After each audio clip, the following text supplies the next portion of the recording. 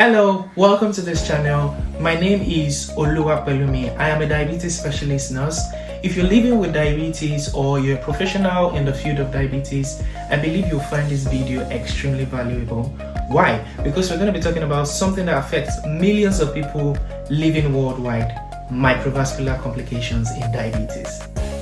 Did you know that diabetes currently affects over 537 million adults globally?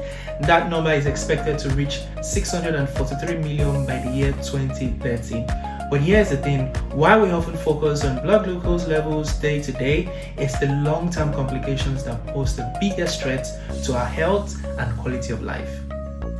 Now, before I dive into this video, I don't mean to scare you by the topic or the statistics I've stated earlier. However, understanding these complications gives you the adequate knowledge and the tools to actually fight them and to detect them at the early stage, which is the time when it's most treatable. This video will focus on microvascular complications to major organs of your body, and I promise you by the end of this video, you will know what exactly that means, why it happens, and most importantly, what you can do about it. So stick with me to the very end. Now, let's start with the basics. What exactly is microvascular complications? Now, think about the body like a mega city that has got an intricate network of roads from the major highways down to the side streets. Your blood vessels work exactly the same way.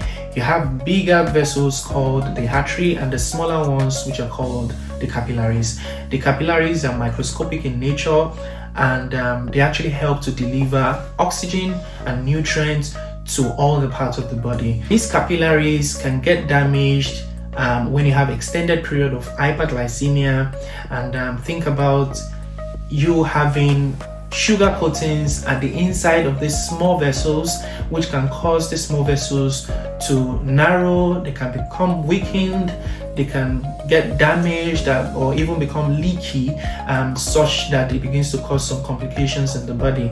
And these complications don't happen overnight. It can actually take years before they begin to develop. Here's something important to understand. Some people, particularly the type 2 diabetes patients, might already have some level of complications which they eventually find out at the point of diagnosis, and this is only because the blood glucose have been raised for years before the diagnosis and before them knowing about what is going on in their body system. But here's the good news. Major studies like the UK prospective diabetes study and the diabetes control and complication trial have shown us that good, and I mean stringent, glucose control can dramatically reduce the risk of developing these complications. Microvascular complications in diabetes majorly affect three areas of the body: the eyes, the kidneys, and the nerves. They are the areas we normally monitor as health professionals in the care of diabetes. Let's start with the eyes. Diabetic retinopathy occurs when extended period of high blood glucose damages these small blood vessels at the back of the eyes, which is called the retina. And think of the retina as the film in an old camera that captures the image that we see. In the non-proliferative stage of retinopathy, which is the mild stage, what happens is these tiny blood vessels can get weakened, it get bulged, and it begins to leak out fluid and blood to the back of the eyes, making you begin to see blurred vision. The more advanced stage is called proliferative diabetic retinopathy, and this is where things get a bit more serious. It happens when there is not enough blood or oxygen, nutrients to supply the retina, and the eye tries to fix itself by creating new blood vessels, and these vessels can be a bit fragile and can bleed easily, potentially causing your eyes to be filled with blood. Here is the statistics that might surprise you.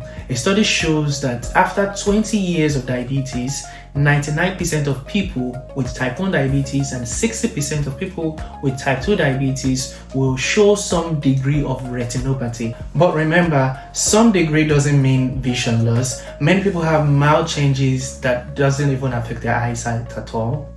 Now let's talk about the kidneys. This amazing organ filters about 120 to 150 quarts of blood daily, removing excess waste from the body and even helping to remove excess water from the body. Now when the small blood vessels supplying these kidneys get damaged by extended period of hyperglycemia, the ability to filter off the blood begins to weaken. So there are some materials that are meant to stay in the body, usually like proteins, they get filtered off into the urine. And so as health professionals, we check the urine for small amounts of proteins called microalbuminuria, and then we also check for larger amounts of proteins called macroalbuminuria. If you have high blood pressure, this can worsen diabetic nephropathy, creating a vicious cycle. Diabetic nephropathy affects approximately 20 to 40% of people living with diabetes globally and is a leading cause for kidney failure. In advanced stages, kidney damage can lead to other problems like anemia and imbalances in important minerals like calcium, magnesium, and phosphate. Finally, let's talk about diabetes neuropathy. Just like other parts of the body, the nerves require constant and adequate supply of nutrients and oxygen by the blood to stay healthy. When they are deprived of these, they do not function optimally. Now, the areas that get affected usually are the hands and the feet, starting from the toes and the fingers and potentially working its way up the body. You might experience symptoms like shooting pain, numbness, tingling sensation, or even increased sensitivity to touch.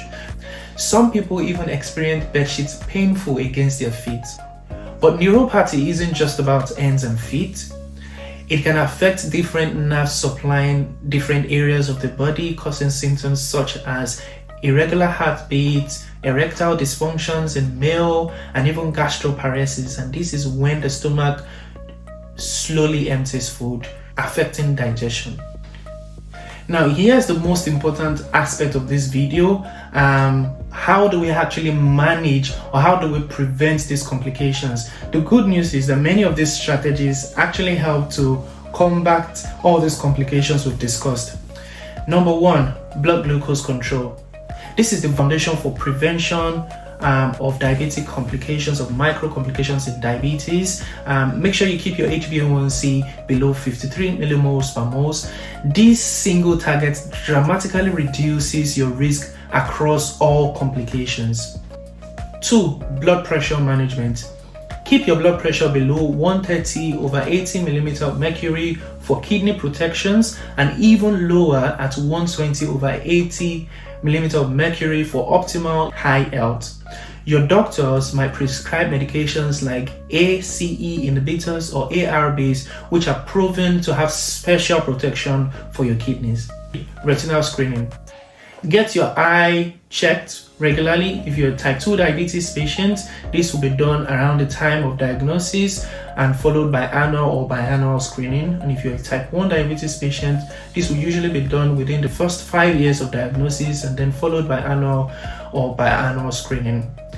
Annual urine test to check your albumin to creatinine ratio, to detect for protein leaks as discussed earlier, and this is one of the most missed tests, unfortunately, but very significant.